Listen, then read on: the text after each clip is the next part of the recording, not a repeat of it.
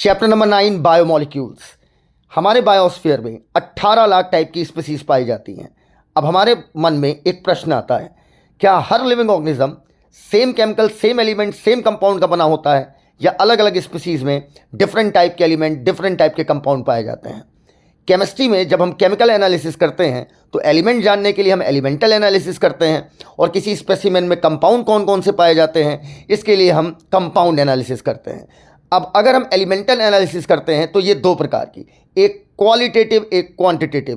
Qualitative elemental analysis बताती है कि किसी भी स्पेसिमेन में, अब स्पेसिमेन के रूप में आप चाहें 1 किलो वेजिटेबल ले लीजिए, या 1 किलो आप लिवर ले लीजिए, या 1 किलो आप अर्थ क्रस्ट ले लीजिए, उसमें कौन कौन से एलिमेंट पाए जाएंगे। और क्वांटिटेटिव बताएगी कि उन एलिमेंट्स की मात्रा कितनी है। अब जब हमने लिविंग और नॉन लिविंग के बीच में एलिमेंटल एनालिसिस की तो क्वालिटेटिव एनालिसिस सेम मिली, अर्थात दोनों में सेम टाइप के एलिमेंट्स मिले, दोनों में carbon, hydrogen, oxygen, nitrogen, sulphur मिले। लेकिन जब इनकी क्वांटिटी चेक की गई तो क्वांटिटेटिव एनालिसिस में पाया गया कि लिविंग में कॉन्स की मात्रा ज़्यादा है, कौन CHONS, carbon, hydrogen, oxygen, nitrogen, sulphur, इनकी मात्रा लिविंग में ज़्यादा है in comparison to non living. याद रखिएगा, नॉन लिविंग में 4 एलिमेंट्स ज़्यादा पाए गए। कानी सी माझी, का से हुआ कैल्शियम, ना से हुआ सोडियम, सी से सिलिकॉन, माझी से मैग्नीशियम। तो सीधी सी बात है, कौन की रिलेटिव एबंडेंस आपकी लिविंग में ज़्यादा है in comparison to non living. अब किसी भी लिविंग ऑर्गेनिज्म में हमें 2 ही प्रकार के कंपाउंड मिलेंगे, एक ऑर्गेनिक और एक इनऑर्गेनिक। ऑर्गेनिक कंपाउंड जानने के लिए हम ट्राइक्लोरो एसिटिक एसिड वाला एक्सपेरिमेंट करेंगे, और इनऑर्गेनिक जानने के लिए हम करेंगे destructive experiment. Trichloro acetic acid experiment में हमने लिया ट्राइक्लोरो एसिटिक एसिड Cl3CCOOH, और इसमें ट्राइक्लोरो एसिटिक एसिड में हमने 1 किलो वेजिटेबल ले लो या 1 किलो लिवर ले लो, कोई भी लिविंग टिश्यू के नाम पे कुछ भी ले लो। आपने जैसे ही आपने ट्राइक्लोरो एसिटिक एसिड में मॉर्टल और पेस्टल, उखली और कुटनी की मदद से आपने कूटा तो वो लिविंग टिश्यू का एक पेस्ट बन जाएगा, एक थिक स्लरी, एक मोटी चटनी बन जाएगी। अब हम चीज़ क्लॉथ या कॉटन में उसे फिल्टर करेंगे। फिल्टर करने के बाद हमें 2 पूल मिलेंगे, पूल मतलब ग्रुप ऑफ केमिकल, एक जो फिल्टर हो गया और एक जो ऊपर रह गया। जो ऊपर रह गया वो रिटेंटेट है, या उसी को हम एसिड इनसॉल्युबल पूल बोलते हैं, या उसी को हम मैक्रोमोलिक्यूलर पूल कहते हैं। एसिड इनसॉल्युबल पूल, रिटेंटेट, मैक्रोमोलिक्यूलर फ्रैक्शन, ये सब एक ही वर्ड है। 10,000 डाल्टन से ज़्यादा वाले हमें एसिड इनसॉल्युबल में मिले, और 1,000 डाल्टन से कम वजन वाले हमें एसिड सॉल्युबल पूल में मिले।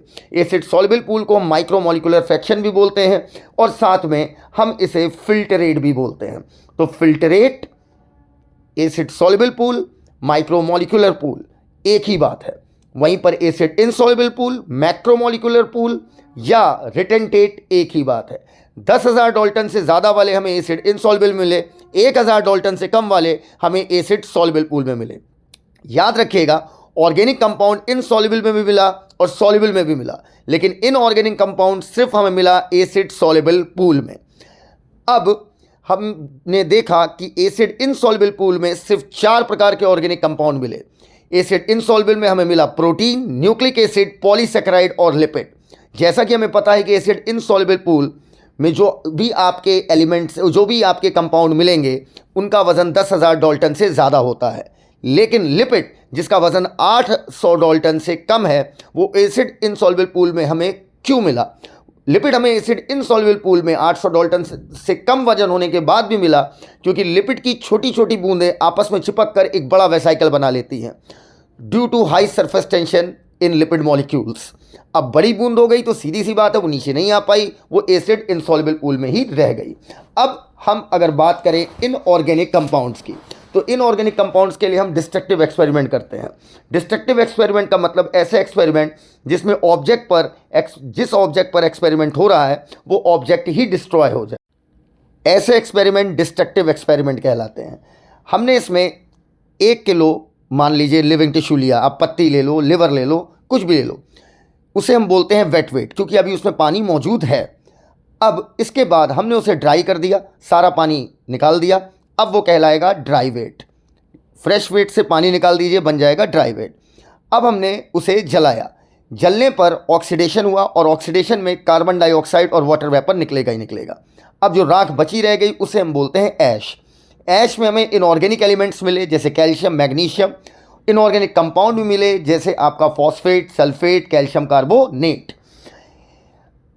एसिड याद रखिएगा, एसिड सॉल्युबल पूल में ही आपको इनऑर्गेनिक मिलेगा, ऑर्गेनिक आपको दोनों में मिलेगा। और एसिड इनसॉल्युबल में 4 मिले थे, प्रोटीन, पॉलीसेकेराइड, न्यूक्लिक एसिड और लिपिड। अब यहाँ पर अगर हम केमिस्ट्री के पॉइंट ऑफ व्यू से बात करें तो एक इंसान आपका यहाँ ढूंढेगा फंक्शनल ग्रुप, जैसे एल्डिहाइड किस में है, कीटोन किस में है, कौन एरोमेटिक कंपाउंड है। लेकिन बायोलॉजिकल पॉइंट ऑफ व्यू से हम यहाँ पर नोटिस करेंगे amino acid, nucleotides, fatty acids, glycerol, इन सारी चीज़ों को नोटिस करेंगे। Now let's start amino acid. Amino acid के स्ट्रक्चर में कार्बन जो कि टेट्रावैलेंट होता है, उसमें हम एक तरफ अमीनो ग्रुप लगाते हैं, एक तरफ एसिडिक ग्रुप के नाम पर COOH लगाते हैं, एक हाइड्रोजन लगाते हैं और एक वेरिएबल ग्रुप हो गया यहाँ पर R। अब अमीनो एसिड को हम लोग सब्स्टिट्यूटेड मीथेन भी बोलते हैं। और यहाँ पर जो अमीनो एसिड हम यूज़ करेंगे वो अल्फ़ा अमीनो एसिड होगा, क्योंकि अल्फ़ा कार्बन पर ही सारे ग्रुप जुड़ रहे हैं। तो ओवरऑल 4 सब्स्टिट्यूटेड ग्रुप हैं जो कार्बन की 4 वैलेंसी पोजीशन को ऑक्यूपाई किए हैं, hydrogen, carboxyl group, amino group और एक वेरिएबल ग्रुप जिसे हमने सिंबलाइज किया था R से।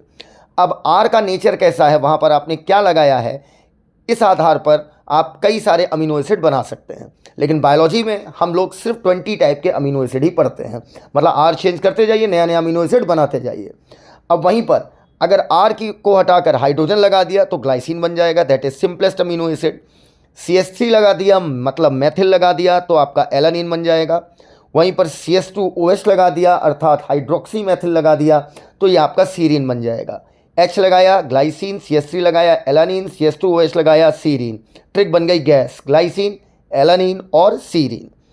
अब फंक्शनल ग्रुप के आधार पर और कार्बोक्सिल और अमीनो ग्रुप, R पर जो फंक्शनल ग्रुप लगा है, कार्बोक्सिल और अमीनो ग्रुप, ये सारी चीज़ें मिलकर डिसाइड करेंगे अमीनो एसिड की फिजिकल और केमिकल प्रॉपर्टी।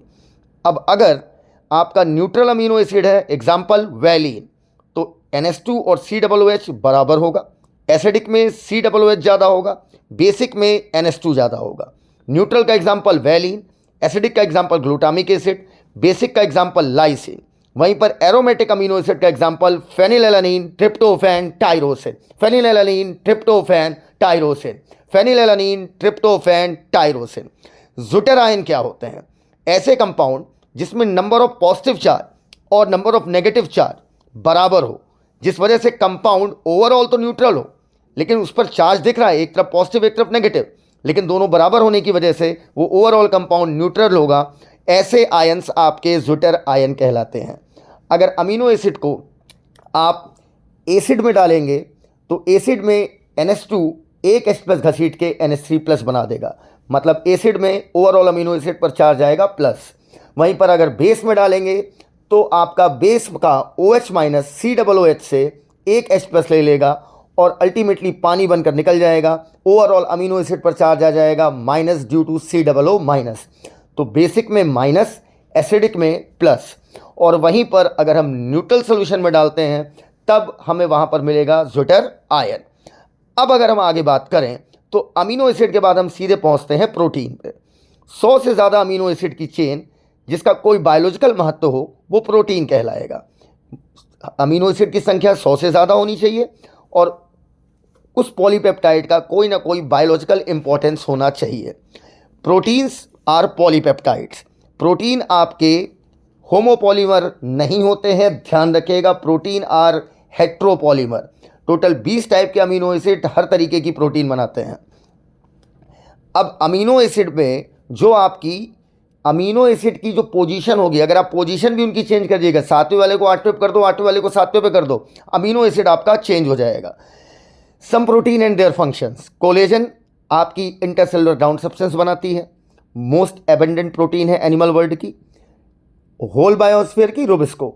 ट्रिप्सिन ये भी प्रोटीन है जो कि एंजाइम की तरह काम करता है। आपका इंसुलिन हार्मोन की तरह काम करता है। एंटीबॉडी इन्फेक्शियस एजेंट के खिलाफ फाइट करती है। रिसेप्टर जो आपकी बॉडी में पाए जाते हैं, चाहे स्मेल हो, टेस्ट रिसेप्टर हो या हार्मोन का रिसेप्टर हो, ये सब प्रोटीन होते हैं। GLUT4 अर्थात glue for glucose, T for transport, ये ग्लूकोज का ट्रांसपोर्ट कराएगा सेल के अंदर। इसके बाद अगर हम बात करें अमीनो एसिड की, तो अमीनो एसिड दो प्रकार के, एसेंशियल और non essential. Essential amino acid आपके डाइटरी अमीनो एसिड हैं, अर्थात ऐसे अमीनो एसिड जो हमारी बॉडी सिंथेसाइज ना कर पाए और हमें इसे डाइट से लेना पड़े, वो एसेंशियल अमीनो एसिड कहलाते हैं। नॉन एसेंशियल जो हमारी बॉडी सिंथेसाइज ना कर पाए वो आपके क्या कहलाएंगे, एसेंशियल। और नॉन एसेंशियल है ऐसे अमीनो एसिड जो हमारी बॉडी खुद सिंथेसाइज कर ले। Protein are heteropolymer, most abundant protein in whole biosphere rubisco, most abundant protein in animal world collagen. Structure of polypeptide, अगर हमें पॉलीपेप्टाइड बनाना है या दो अमीनो एसिड को जोड़ना है तो सीधी सी बात है, हमने आपको कहा था COOH से OH निकालिए, NH2 से H निकालिए। COOH से OH इसलिए निकाल रहे हैं क्योंकि यहाँ पर एसिडिफिकेशन हो रहा है, एक पानी का मॉलिक्यूल निकल जाएगा और अल्टीमेटली दो अमीनो एसिड जुड़ जाएंगे और with the help of peptide bond, amide bond, या इसी को हम लोग CONH बॉन्ड बोलते हैं। याद रखिएगा, डाइपेप्टाइड में दो अमीनो एसिड, ट्राइपेप्टाइड में तीन अमीनो एसिड, टेट्रापेप्टाइड में चार अमीनो एसिड। यहाँ पर डाई, ट्राई, टेट्रा बताता है नंबर ऑफ अमीनो एसिड। अब बात करेंगे हम स्ट्रक्चर ऑफ प्रोटीन की। इनऑर्गेनिक केमिस्ट्री का बंदा होगा तो स्ट्रक्चर को 1D में ड्रॉ करेगा, ऑर्गेनिक वाला 2D में ड्रॉ करेगा, फिजिसिस्ट अपने स्ट्रक्चर को 3D में कंपेयर करते हैं और बायोलॉजिस्ट 3D को ही जोड़कर 4D बना देते हैं।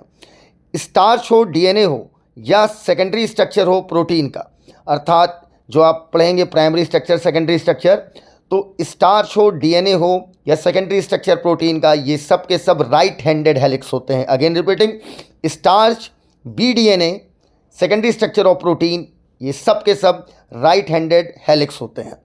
इसके बाद अगर हम स्ट्रक्चर की बात करें तो प्राइमरी स्ट्रक्चर अमीनो एसिड का एक एक्सटेंडेड रिजिड रॉड होती है, एक सीधी सीधी खींची हुई रॉड होती है जो कि आपकी सबसे बेस्ट स्ट्रक्चर मानी जाती है। प्राइमरी स्ट्रक्चर की बात हो रही है अमीनो एसिड की पोजिशनल इन्फॉर्मेशन बताने के लिए। लेफ्ट एंड N टर्मिनल बताता है जो कि फर्स्ट अमीनो एसिड है, राइट एंड C टर्मिनल बताता है जो कि लास्ट अमीनो एसिड है। इसे इमेजिन कर सकते हैं एक लाइन द्वारा या रिजिड रॉड द्वारा। अब सेकेंडरी स्ट्रक्चर अमीनो एसिड को राइट हैंडेड हेलिक्स में घुमा देंगे तो आपका सेकेंडरी स्ट्रक्चर बनेगा। सेकेंडरी स्ट्रक्चर दो प्रकार का, अल्फा हेलिक्स और beta pleated sheet structure. Secondary structure बिल्कुल रिवॉल्विंग स्टेयरकेस, घूमती हुई सीढ़ियों की तरह होता है। इसके बाद अगर हम इसी सेकेंडरी स्ट्रक्चर को और फोल्ड कर देंगे तो वहाँ पर हमें हॉलो बुलेन बॉल मिलती है जो कि एक खोखली बुलेन बॉल जैसा दिखता है। प्राइमरी को घुमाया सेकेंडरी, सेकेंडरी को और घुमाया टर्शरी, और ये हॉलो बुलेन बॉल कहलाएगी टर्शरी स्ट्रक्चर। यहाँ पर आपके हाइड्रोजन और डाइसल्फाइड बॉन्ड मौजूद होते हैं। Tertiary structure is very important for biological activity of protein क्योंकि enzyme are present in tertiary form. सबसे ज़्यादा बायोलॉजिकल सिग्निफिकेंस की स्ट्रक्चर कौन सी होती है? टर्शरी। अब क्वाटरनरी कुछ नहीं है, टर्शरी को ही रिपीट करते जाइए, क्वाटरनरी बना दीजिए। मतलब एक से ज़्यादा पॉलीपेप्टाइड, अब एक पॉलीपेप्टाइड का सब यूनिट भी बोल सकते हो, एक साथ असेंबल हो जाए, वही क्वाटरनरी स्ट्रक्चर है। अब आपके ये polypeptide linear string of sphere के रूप में भी हो सकते हैं, और हो सकता है भाई ढेर सारे स्फीयर हैं, बिल्कुल लीनियर ही सजा दीजिए, या स्फीयर लेकर आप ढेर सारे, भाई स्फीयर मतलब टर्शरी स्ट्रक्चर, स्फीयर लेकर आप क्यूब बना दीजिए जैसा आप सॉलिड स्टेट में बनाते हैं। अब टर्शरी स्ट्रक्चर आपस में कैसे अरेंज हैं वही डिसाइड करेगा कि क्वाटरनरी स्ट्रक्चर का आर्किटेक्चर कैसा होता है। क्वाटरनरी स्ट्रक्चर का एग्जांपल हो गया हीमोग्लोबिन, जिसमें दो अल्फा चेन और दो बीटा चेन होती है।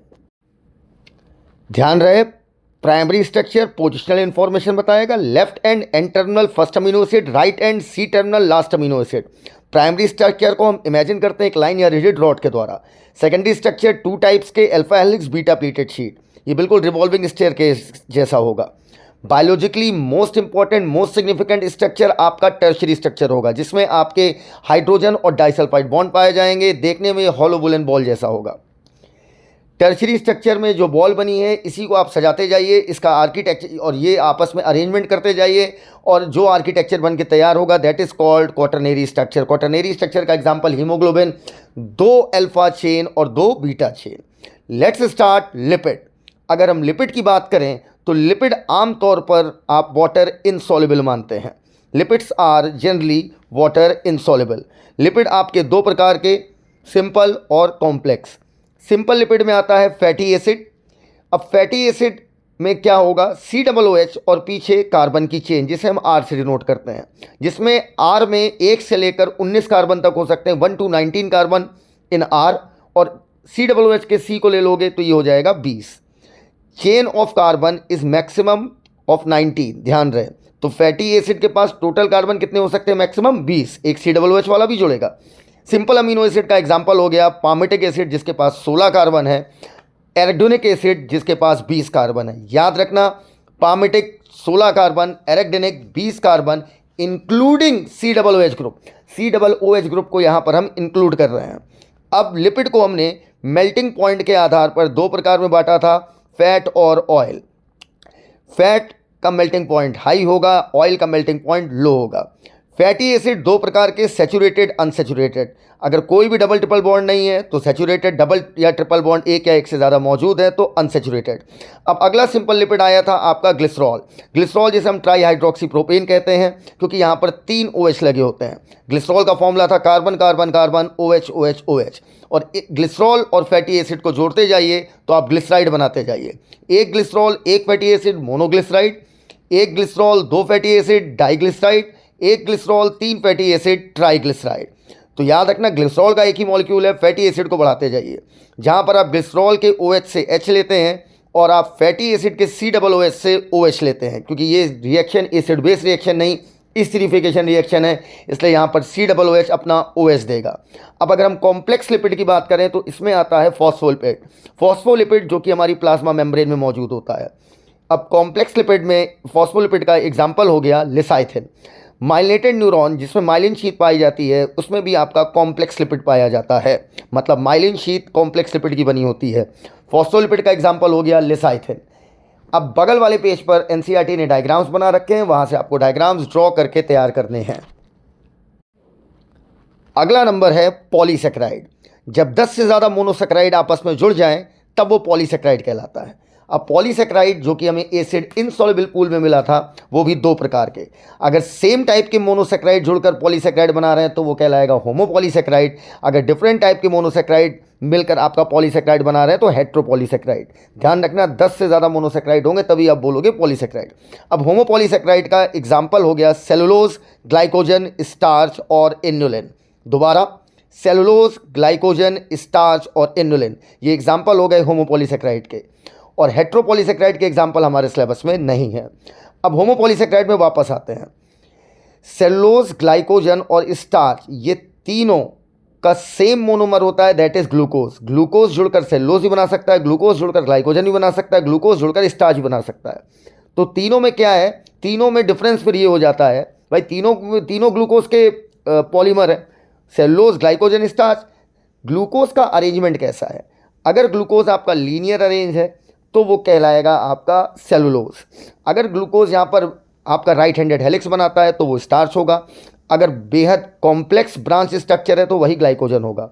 सेलुलोज आपका प्लांट सेल में, प्लांट की सेल वॉल में मौजूद होता है, पेपर में मौजूद होता है, कॉटन फाइबर में मौजूद होता है।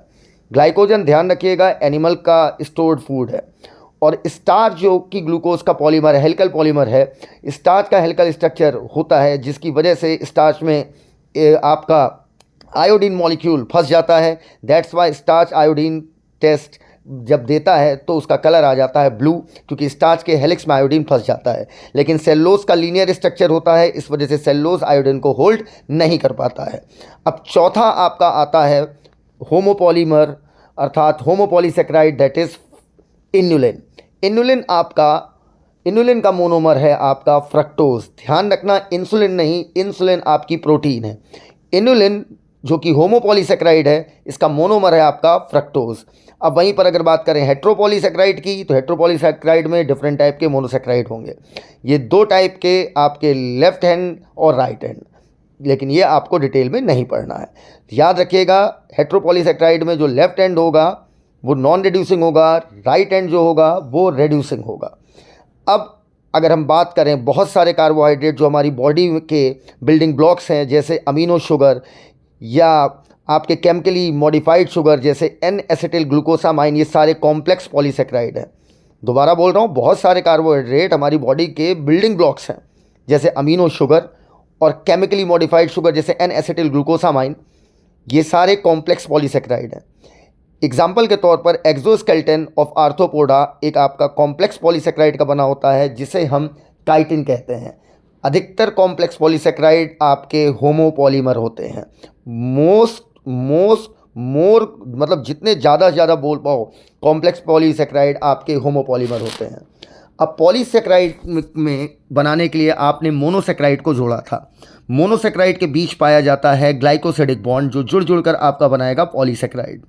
ग्लाइकोसिडिक बॉन्ड दो मोनोसेकेराइड के बीच में होगा, जिसमें दोनों मोनोसेकेराइड के कार्बन कार्बन के बीच में बॉन्ड होता है और इस बॉन्ड को ग्लाइकोसिडिक बॉन्ड बोलते हैं। और जैसे पेप्टाइड बॉन्ड में आपका डिहाइड्रेशन हुआ था, वैसे यहाँ पर भी आपका डिहाइड्रेशन ही होगा।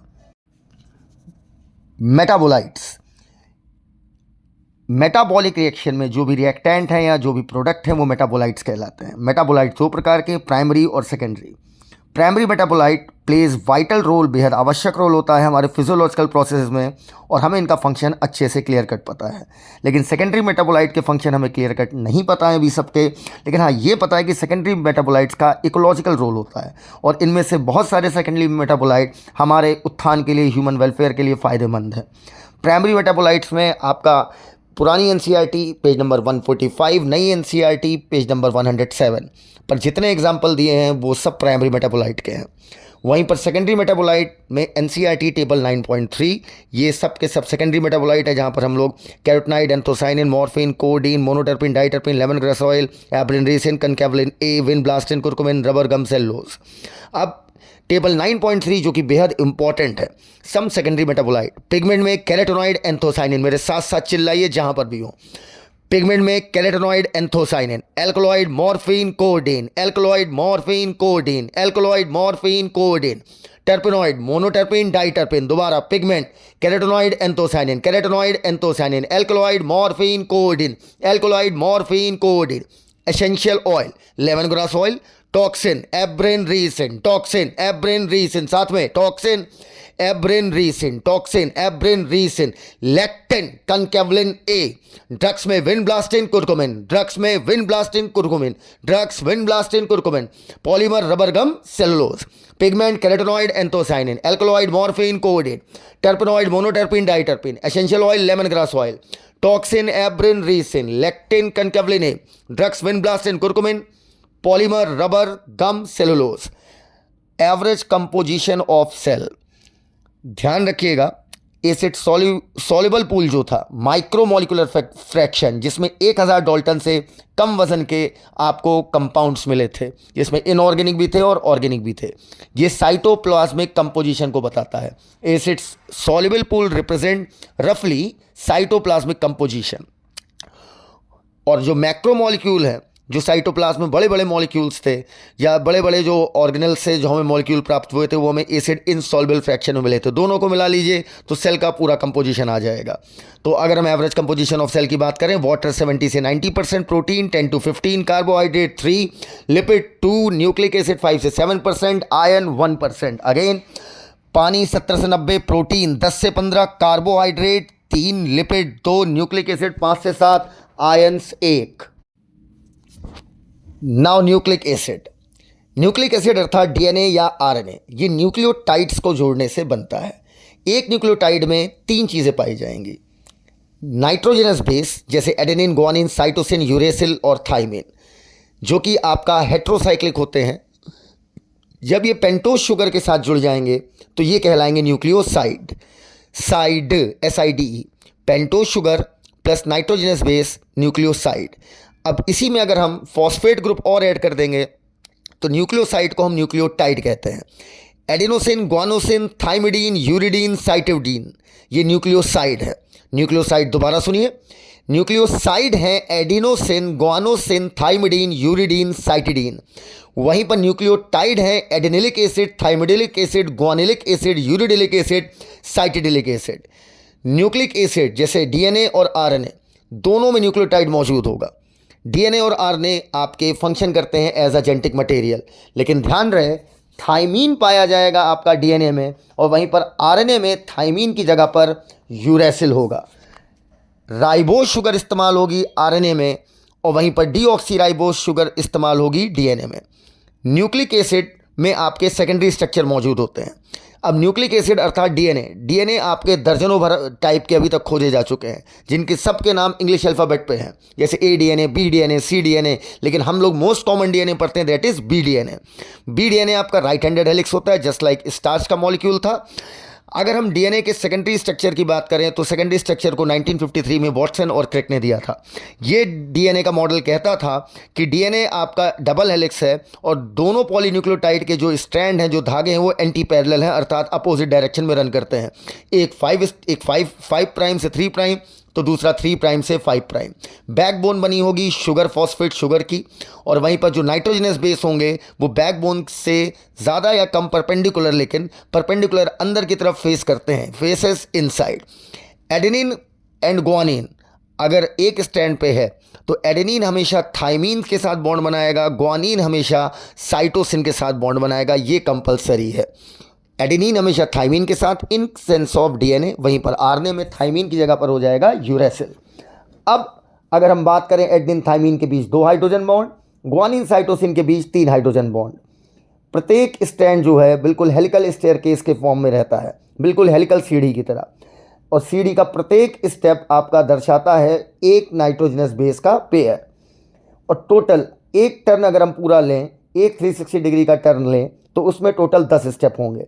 मतलब जब आप एक स्टेप चढ़ेंगे तो टोटल आप कितने डिग्री घूमेंगे? 36 डिग्री। टोटल 10 स्टेप है, 10 स्टेप में पूरा एक कंप्लीट टर्न 360 डिग्री का, तो एक स्टेप का कितना घुमाव होगा? 36 डिग्री। और पूरा अगर एक फुल टर्न लोगे तो टोटल आपको कितने स्टेप चढ़ने पड़ेंगी? 10 स्टेप, अर्थात 10 बेस पेयर। पिच जो होती है बी डीएनए की वो 34 एंगस्ट्रॉम की होती है, वहीं पर अगर एक बेस पेयर के लिए निकालोगे तो 34 एंगस्ट्रॉम अपॉन 10 3.4 एंगस्ट्रॉम। जितने भी आप फीचर अभी तक पढ़े हैं ये सब बी डीएनए के हैं। मैंने आपको पहले ही बताया दर्जनों टाइप के डीएनए अब तक खोजे जा चुके हैं, जिनका नाम आपका इंग्लिश अल्फ़ाबेट के आधार पर है, और सबके अपने अपने यूनिक स्ट्रक्चरल फीचर हैं। Now enzymes. Enzymes are biological catalyst. Catalyst क्या है? कोई भी ऐसा केमिकल जो एक चलती हुई रिएक्शन को कई गुना तेज कर दे, वो आपका कैटलिस्ट है। और अगर वही कैटलिस्ट लिविंग ऑर्गेनिज्म में पाया जा रहा है तो वो आपका कहलाता है एंजाइम। जैसे एक रिएक्शन हमने सुनी थी, carbon dioxide plus water gives out carbonic acid, carbonic acid gives out H++ HCO3-। अगर कार्बोनिक एनहाइड्रेज एंजाइम इसमें ना डाला जाए तो इसमें 1 घंटे में मात्र आपका 200 मॉलिक्यूल प्रोडक्ट के रूप में तैयार हो रहा है, लेकिन वहीं पर अगर कार्बोनिक एनहाइड्रेज है तो 600 मॉलिक्यूल पैदा हो रहे थे पर second. Without enzyme 200 molecule per hour, और वहीं पर विद एंजाइम 600 मॉलिक्यूल पर सेकेंड। मतलब एंजाइम रिएक्शन को 10 मिलियंस टाइम, मतलब 1 करोड़ गुना तेज कर देते हैं। धरती पर हर रिएक्शन पॉसिबल है, खेल टेम्परेचर या प्रेशर का है साहब। कोई भी रिएक्शन एक फिक्स टेम्परेचर और फिक्स प्रेशर पर मैक्सिमम स्पीड पे चलती है। वो टेम्परेचर और उस प्रेशर को अगर आपने थोड़ा भी ऊपर नीचे किया, जिसे हम ऑप्टिमम टेम्परेचर या ऑप्टिमम प्रेशर कहते हैं, तो रेट ऑफ रिएक्शन आपका स्लो हो जाएगा। अब एंजाइम क्या है? लिविंग ऑर्गेनिज्म में मौजूद कैटलिस्ट एंजाइम कहलाते हैं। So enzymes are bio catalyst. All enzymes are catalyst but all catalyst are not enzymes. Most enzymes are protein. Most इसलिए क्योंकि कभी कभी आरएनए भी आपका एंजाइम की तरह काम करने लगता है और हम उसे बोलते हैं राइबोजाइम। सेकेंडरी स्ट्रक्चर को जब हम और घुमाते हैं तब चेन एक दूसरे को क्रिस क्रॉस करती है, जिस वजह से बीच बीच में पॉकेट या क्रिविसेस बन जाती हैं, दरारें बन जाती हैं, और इसी में से कुछ पॉकेट जिसमें सबस्ट्रेट फिट हो सकता है वो एंजाइम की एक्टिव साइट कहलाती है। तो एंजाइम मोस्टली किस फॉर्म में पाए जाएंगे? In the form of tertiary structure. Inorganic catalyst आपके हाई टेम्परेचर हाई प्रेशर पर आसानी से काम कर सकते हैं, वहीं पर एंजाइम आपका हाई टेम्परेचर पर इफेक्टिवली वर्क नहीं करता है। अबव 40 डिग्री एंजाइम ढंग से काम नहीं कर पाते। लेकिन हाँ, अगर थर्मोफिलिक ऑर्गेनिज्म की बात करें जो कि आपका हाई टेम्परेचर पर रहते हैं, तो थर्मोफिलिक ऑर्गेनिज्म में पाए जाने वाले एंजाइम हाई टेम्परेचर अर्थात 80 से 90 डिग्री सेंटीग्रेड पर भी काम कर लेते हैं। और ऐसे ऑर्गेनिज्म पाए जाएंगे हॉट वेंट्स और सल्फर स्प्रिंग में पाए जाने वाले बैक्टीरिया। चेंज 2 प्रकार का, एक फिजिकल एक केमिकल। अगर शेप में चेंज हो रहा है लेकिन कोई भी केमिकल बॉन्ड ना टूट रहा है ना जुड़ रहा है तो ये कहलाएगा फिजिकल। जैसे change in state of matter, अर्थात आप पानी की आप आइस लो, आइस को गला के लिक्विड वाटर कर दो और गर्म करके उसे भाप के रूप में उड़ा दो, तो इसमें कोई बॉन्ड केमिकल बॉन्ड ना टूटा है ना जुड़ा है, तो इस चेंज को बोलेंगे फिजिकल। वहीं पर केमिकल चेंज में बॉन्ड टूटेंगे और नए बॉन्ड बनेंगे। रेट ऑफ रिएक्शन आपका क्या होता है? भाई कितना प्रोडक्ट बना पर यूनिट टाइम, आप पढ़ते हो delta C upon delta T. अब केमिस्ट्री में एक थंब रूल है कि प्रत्येक 10 डिग्री टेम्परेचर बढ़ाने पर रेट ऑफ रिएक्शन आपकी डबल हो जाती है, अर्थात प्रत्येक 10 डिग्री घटाने पर रेट ऑफ रिएक्शन हाफ हो जाएगी। 10 डिग्री बढ़ाने पर temperature rate of reaction double, तो 10 डिग्री घटाने पर रेट ऑफ रिएक्शन हाफ हो जाएगी। रिएक्शन चाहे एक्सोथर्मिक हो या इंडोथर्मिक हो, सबस्ट्रेट को हमेशा हाई एनर्जी स्टेट या ट्रांजिशन स्टेट बोल दीजिए, उससे गुजरना ही होगा। अब रिएक्शन अगर ग्राफ, जो प्रोग्रेशन का आप ग्राफ पढ़ते हो, जहाँ पर एक्टिवेशन एनर्जी का हम कॉन्सेप्ट पढ़ते हैं, तो वहाँ पर अगर आपका सबस्ट्रेट की तुलना में प्रोडक्ट की पोटेंशियल एनर्जी ज़्यादा है तो रिएक्शन इंडोथर्मिक है, और वहीं पर सबस्ट्रेट की तुलना में प्रोडक्ट की एनर्जी कम है तो रिएक्शन आपकी एक्सोथर्मिक है।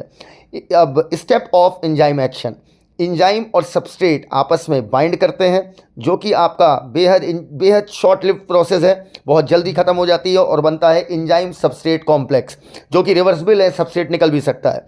फिर बनेगा एंजाइम प्रोडक्ट कॉम्प्लेक्स और अल्टीमेटली प्रोडक्ट अलग हो जाएगा। Now enzyme is ready for changing another substrate into product. ध्यान रखना, जब एंजाइम सबस्ट्रेट से चिपकता है तो एंजाइम की जो एक्टिव साइट होती है उसके शेप में थोड़ा चेंज होता है, कन्फर्मेशनल चेंज होता है, ताकि वो सबस्ट्रेट को कायदे से बाइंड कर पाए।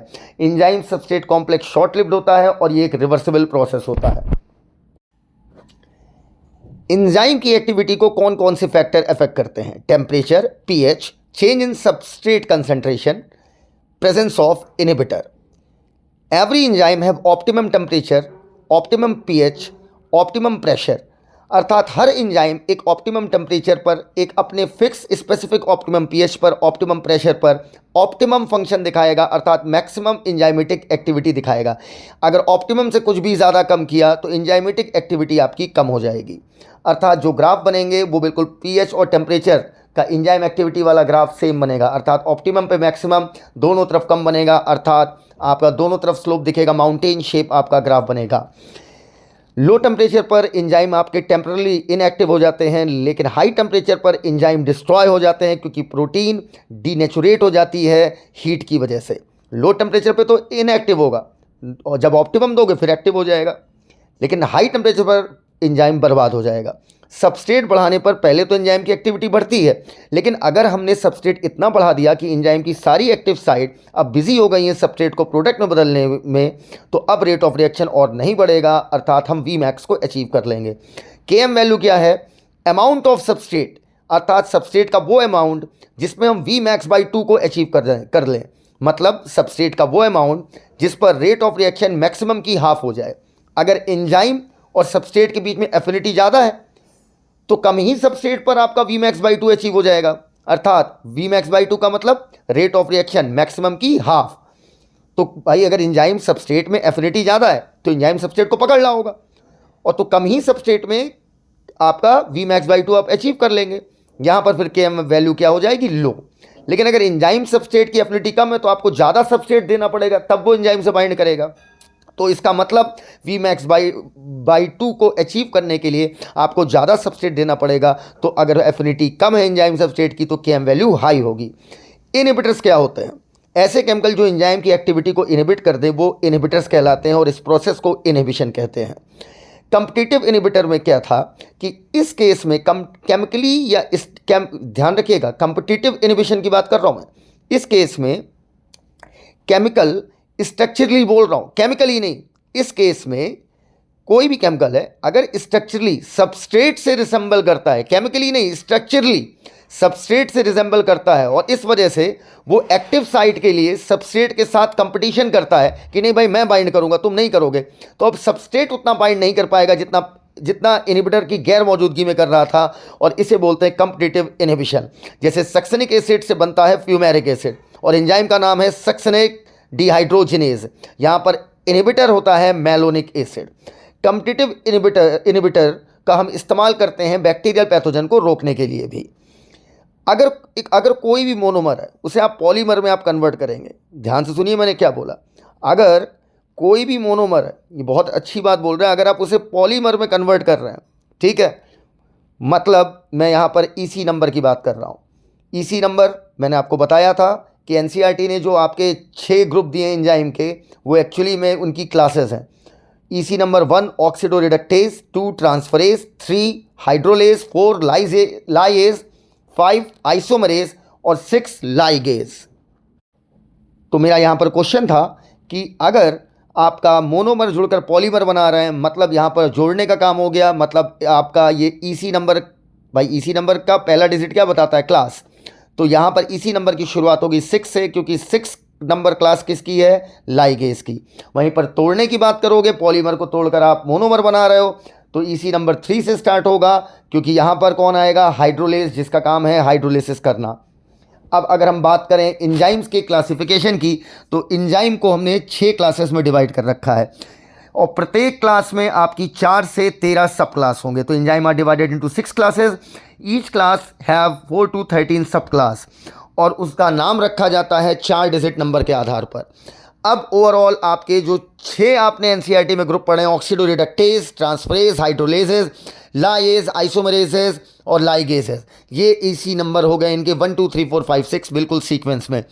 अगर आपका रिडॉक्स रिएक्शन है, मतलब किसी का ऑक्सीडेशन किसी का रिडक्शन हो रहा है, तो वहाँ पर आपका ऑक्सीडोरिडक्टेज इस्तेमाल होगा, या इसी का नाम डिहाइड्रोजिनेज है और इसी नंबर इसका होगा फर्स्ट। इसी नंबर सेकंड होगा ट्रांसफरेज का, जहाँ पर आपका कोई भी ग्रुप हाइड्रोजन के अलावा कोई भी ग्रुप एक सबस्ट्रेट से प्रोडक्ट में जाकर दूसरे सबस्ट्रेट पर चिपक जाए।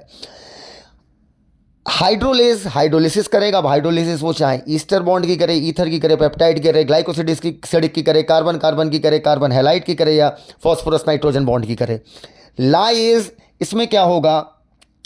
ये 100% श्योर है कि प्रोडक्ट में डबल बॉन्ड ज़रूर आएगा। अगेन रिपीटिंग, इसमें प्रोडक्ट में डबल बॉन्ड ज़रूर आएगा। ये ऐसी रिएक्शन को कैटालाइज करेंगे जिसमें आपके जो फंक्शनल ग्रुप होंगे वो आपस में बॉन्ड बना के अलग हो जाएंगे। आइसोमरेज आइसोमरिज्म करेगा, अर्थात वो कन्वर्ट करेगा एक आइसोमर को दूसरे में, ऑप्टिकल को ज्योमेट्रिकल में, या ज्योमेट्रिकल को ऑप्टिकल में, या इनको पोजिशनल में। लाइगेजेस 2 कंपाउंड को जोड़ेगा, अर्थात वही पॉलीमर बनवाएगा। बॉन्ड वो कैसे जोड़ रहा है? Carbon oxygen, carbon sulphur, carbon nitrogen, या फॉस्फोरस ऑक्सीजन बॉन्ड की मदद से। अब आता है एंजाइम आपके फिर 2 प्रकार के, एक सिंपल एक कॉम्प्लेक्स। अगर अकेला प्रोटीन रिएक्शन को कैटलाइज करने की क्षमता रखता है तो ऐसे एंजाइम सिंपल कहलाते हैं। कॉम्प्लेक्स एंजाइम में आपका प्रोटीन के साथ कोई और केमिकल भी चाहिए होता है, वो कोई और केमिकल जो प्रोटीन की मदद करेगा ताकि एंजाइम की तरह काम करें, वो केमिकल कहलाएगा कोफैक्टर। यहाँ पर प्रोटीन कहलाता है एपो एंजाइम, और एपो एंजाइम और वो केमिकल जो इसे एक्टिव करेगा, जिसे हमने बोला कोफैक्टर, ये दोनों मिलकर एपो एंजाइम और कोफैक्टर मिलकर होलो एंजाइम कहलाएंगे। अब कोफैक्टर 3 प्रकार के, प्रोस्थेटिक ग्रुप, को एंजाइम और मेटल आयन। ध्यान रखना, कोफैक्टर अलग चीज़ है, को एंजाइम अलग है। कोफैक्टर बड़ा ग्रुप है, उसके अंदर आएगा को एंजाइम। कोफैक्टर क्या है? कॉम्प्लेक्स एंजाइम में प्रोटीन के अलावा जो पार्ट और इस्तेमाल होगा वो कोफैक्टर है। कोफैक्टर पहला हो गया प्रोस्थेटिक ग्रुप। प्रोस्थेटिक ग्रुप आपका टाइटली लिंक्ड होते हैं, वहीं पर को एंजाइम आपके लूजली लिंक्ड होते हैं, ट्रांजिएंट कुछ समय के लिए लिंक्ड होते हैं, और मेटल आयन जो होंगे वो कोऑर्डिनेट बॉन्ड की मदद से लिंक्ड होंगे। मेटल आयन के केस में कोऑर्डिनेट बॉन्ड आपका सबस्ट्रेट जो है वो आपका मेटल आयन के केस में कोऑर्डिनेट बॉन्ड जो सबस्ट्रेट है वो आपका एंजाइम से भी बनाएगा, अर्थात एंजाइम की एक्टिव साइट से भी बनाएगा, और वो बहुत सारे कोऑर्डिनेट, एक या एक से ज़्यादा कोऑर्डिनेट बॉन्ड आपका एंजाइम में मौजूद साइड चेन से भी बनाएगा। अब बात करते हैं वापस प्रोस्थेटिक ग्रुप के में जो आपका टाइटली लिंक्ड होता है। इसमें क्या होगा? इसका एग्जाम्पल हो गया H2O2 gives out H2O + O2, अर्थात हाइड्रोजन पर ऑक्साइड टूटकर पानी और ऑक्सीजन बनाएगा। यहाँ पर एंजाइम इस्तेमाल होंगे कैटालेज और पर ऑक्सीडेज, और यहाँ पर प्रोस्थेटिक ग्रुप की तरह काम किया था हीम। अब इसके बाद वहीं पर हम अगर बात करें प्रोस्थेटिक ग्रुप और को एंजाइम की, तो ये दोनों के दोनों ऑर्गेनिक कंपाउंड होते हैं। प्रोस्थेटिक टाइटली लिंक्ड है, को एंजाइम आपका लूजली लिंक्ड है। याद रखिएगा, प्रोस्थेटिक ग्रुप जो है एपो एंजाइम से टाइटली लिंक्ड होगा, को एंजाइम ट्रांजिएंट और कुछ समय के लिए लिंक्ड होगा। लेकिन सबसे ज़्यादा पूछेगा कि कौन रिएक्शन में इस्तेमाल होता है, मोस्ट यूज होता है आपका को एंजाइम। अब इसके बाद अगर हम को एंजाइम में बात करें तो आपका जो को एंजाइम होते हैं ये आपका इनका एसेंशियल केमिकल कंपोनेंट होता है विटामिन। अधिकतर को एंजाइम में आपका विटामिन किसी न किसी रूप में पाया जाएगा, जैसे NAD जिसका फुल फॉर्म है निकोटिनामाइड एडिनाइन डाइन्यूक्लियोटाइड, या NADP nicotinamide adenine dinucleotide phosphate, इनमें आपका विटामिन नियासिन पाया जाएगा। अब वहीं पर बात करें मेटल आयन में, तो मेटल आयन में आपका, मैंने पहले भी कहा, ये आपका साइड चेन के साथ भी आपका कोऑर्डिनेट, जो भाई एक्टिव साइट है उसकी जो साइड चेन होगी उससे भी कोऑर्डिनेट बॉन्ड बनाएगा, और उसी समय पर सबस्ट्रेट कई सारे कोऑर्डिनेट बॉन्ड आपकी एंजाइम की एक्टिव साइट से बनाएगा, एक्टिव साइट से भी और एक्टिव साइट में मौजूद साइड चेन से भी, एक या एक से ज़्यादा।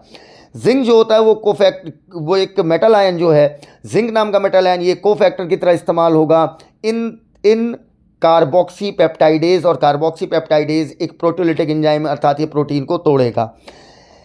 अब ध्यान रखना, अगर हम कोफैक्टर को एपो एंजाइम से अलग करेंगे तो कैटालिटिक एक्टिविटी लॉस हो जाएगी, अर्थात एपो एंजाइम अकेला कुछ नहीं कर सकता, एपो एंजाइम को चाहिए होगा कोफैक्टर, तब ये मिलकर कहलाएंगे होलो एंजाइम, तभी एक्टिव होंगे। इसका मतलब cofactor are very essential for complex enzyme.